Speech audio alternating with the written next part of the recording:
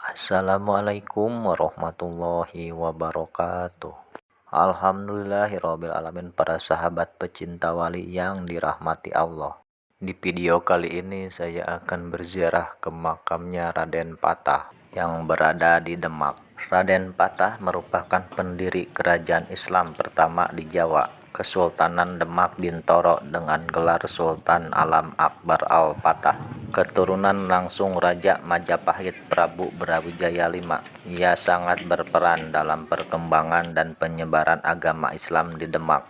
Raden Patah merupakan seorang putra dari Raja Kertabumi Prabu Brawijaya V dari Kerajaan Majapahit, dengan seorang selirnya yaitu putri Cina yang bernama Siu Banci, yang merupakan putri saudagar atau ulama Syekh Bentong. Saat selirnya hamil tua permaisuri Prabu Brawijaya V, Ratu Darawati yang seorang putri campa cemburu. Kecemburuan ini membuat selir tersebut diceraikan dan dihadiahkan pada Arya Damar atau Jakadilah atau Suan Liong, naga berlian, seorang pemimpin legendaris keturunan Tionghoa yang berkuasa di Palembang pada pertengahan abad 14 sebagai bawahan kerajaan Majapahit.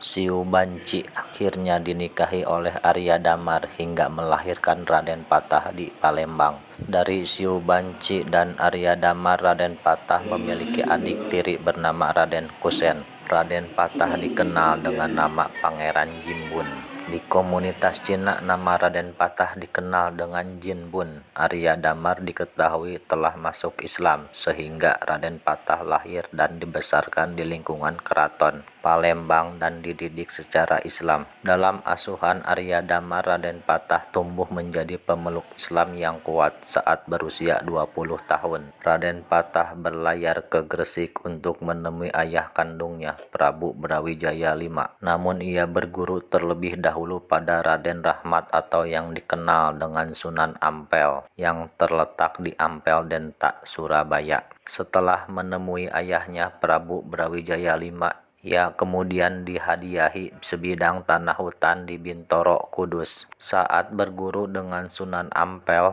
Raden Patah dinikahkan dengan cucu dari Sunan Ampel. Tahun 1475 Masehi, beliau mulai melaksanakan perintah gurunya dengan jalan membuka madrasah atau pondok pesantren di daerah itu untuk menyiarkan agama Islam. Namanya pun makin tersohor. Pondok yang didirikan Raden Patah berkembang menjadi pusat ilmu pengetahuan agama dan perdagangan, hingga akhirnya menjadi pusat kerajaan Islam pertama di Pulau Jawa. Melihat pondok pesantren makin maju dan kuat, para wali songo muda mendesak supaya Raden Patah segera diangkat menjadi raja di Demak. Namun Sunan Ampel sebagai guru spiritual Raden Patah dan Sunan yang paling dituakan tidak mau terburu-buru. Sunan Ampel mempertimbangkan bahwa kerajaan Majapahit masih diperintah Prabu Brawijaya V, ayah kandung Raden Patah. Menurut Sunan Ampel, tidaklah patut seorang anak berbuat makar terhadap ayahnya sendiri. Demikianlah sedikit sejarah Raden Patah. Semoga yang berziarah ke sini mendapatkan keberkahan. Amin ya Allah ya Robbal Alamin.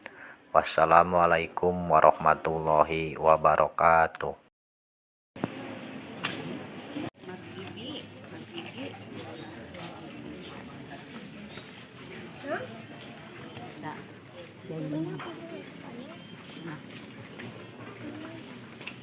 Jangan,